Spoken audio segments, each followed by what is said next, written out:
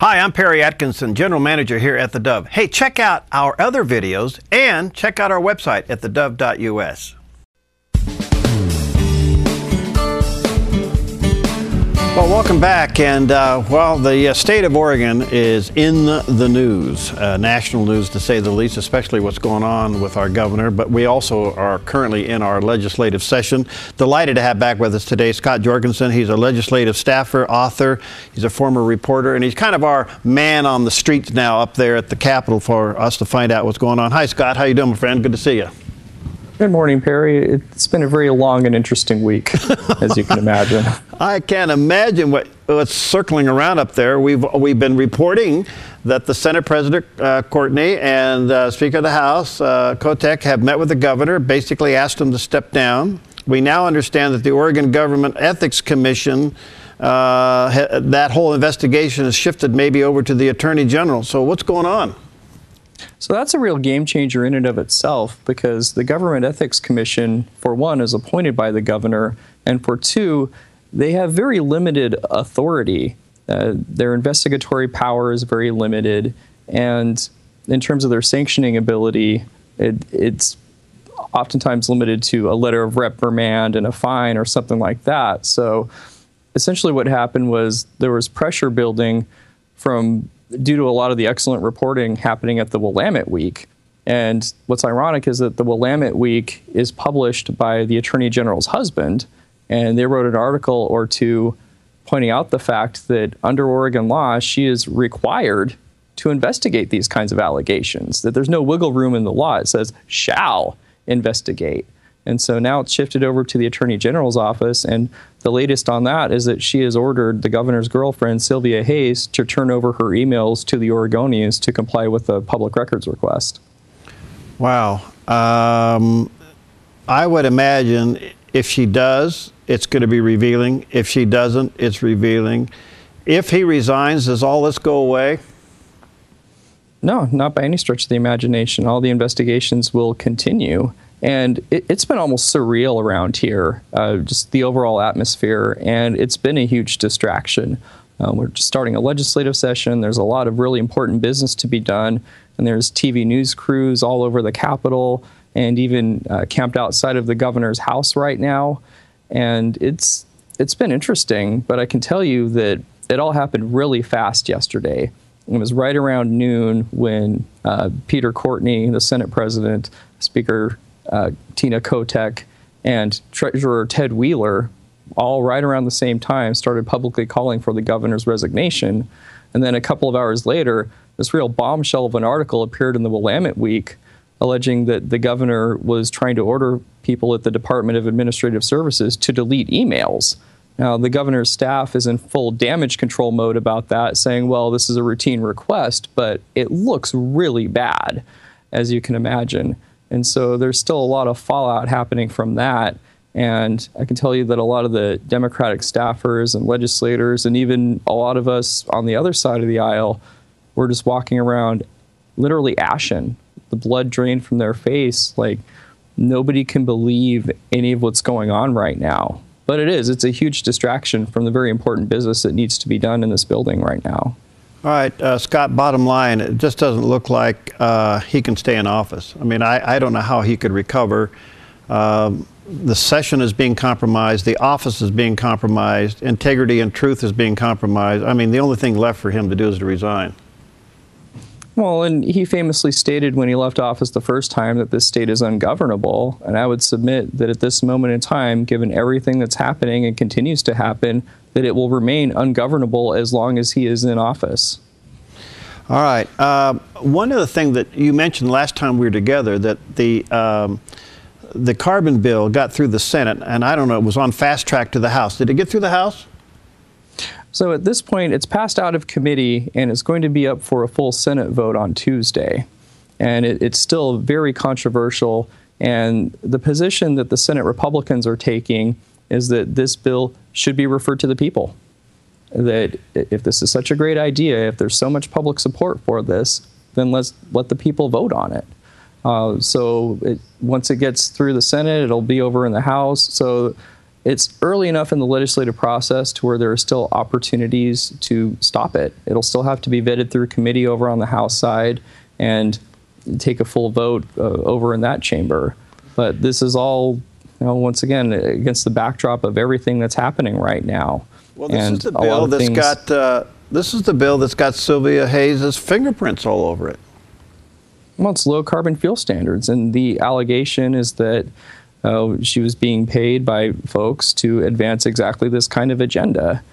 And that's why people really need to be concerned about all of this. And this is a bill that's being fast-tracked, and it almost feels like some folks are trying to get this through before people were paying attention. And they are now, and I think there's still a chance to stop it if the public decides to participate in this process and let it be known that they're against this. Yeah. Senate Bill 1, Oregon's ill-fated healthcare exchange. How's it progressing?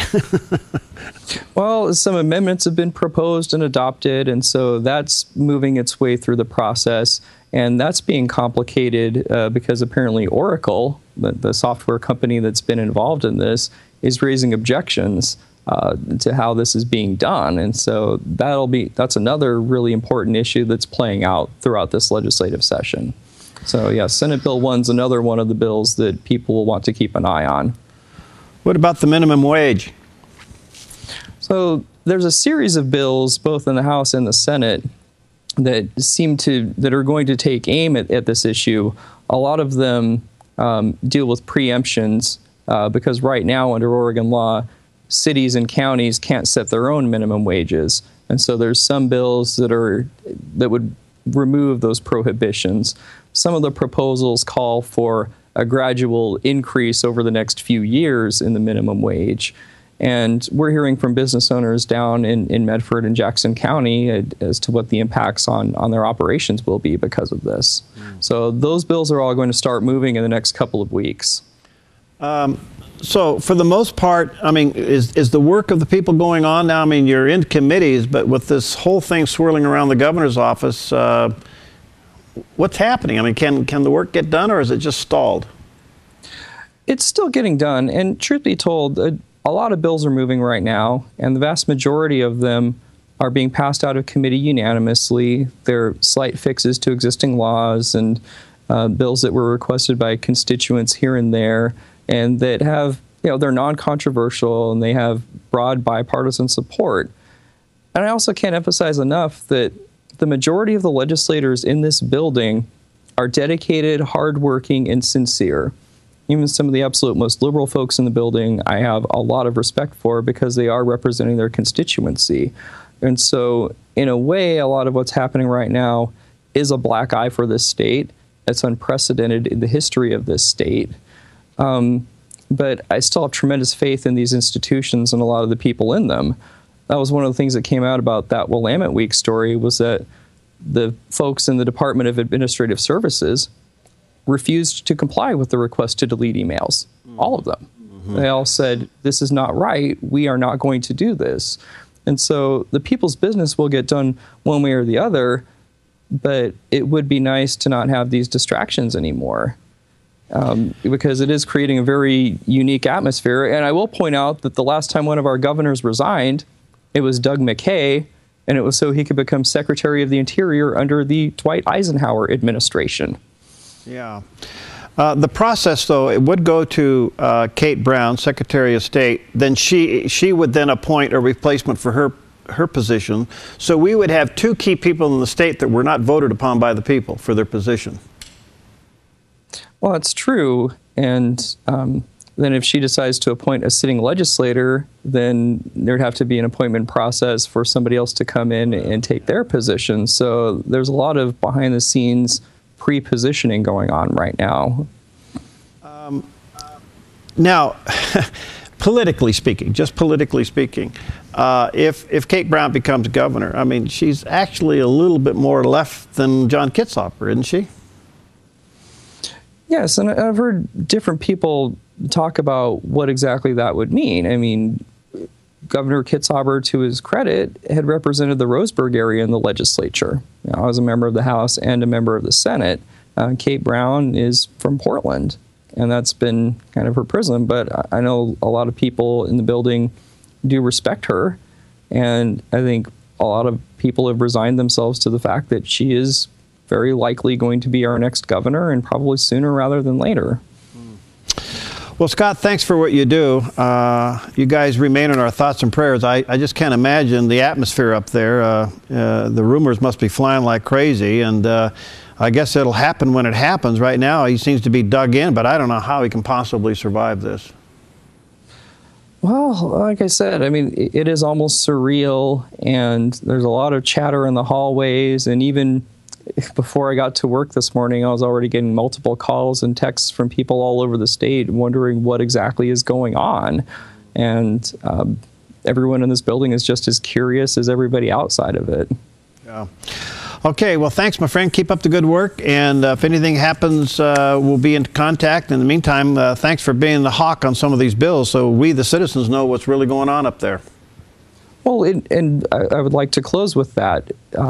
The voter motor bill, House Bill 2177, is being heard in the Ways and Means Committee literally right now as we speak. And people can go to the legislative website. I highly recommend it. It's very user-friendly, www.oregonlegislature.gov. With our system of government, we get the government that we deserve. And I think I'm not alone in saying that right now, we deserve better than this. Yeah, no question about it. Thanks, Scott. Got to go. See you next time, okay? All right. Thank you. All right, there he is, Scott Jorgensen with us today. And again, he makes a great point. You may want to check out the OregonLegislature.gov website and let your voice be known, and especially on this motor voter bill, which, by the way, is coming out of the Secretary of State's office. It's all connected. You may want to let your legislators know what you think about that. All right, thanks for being with us today, and have a great weekend. We'll see you next time on Focus Today.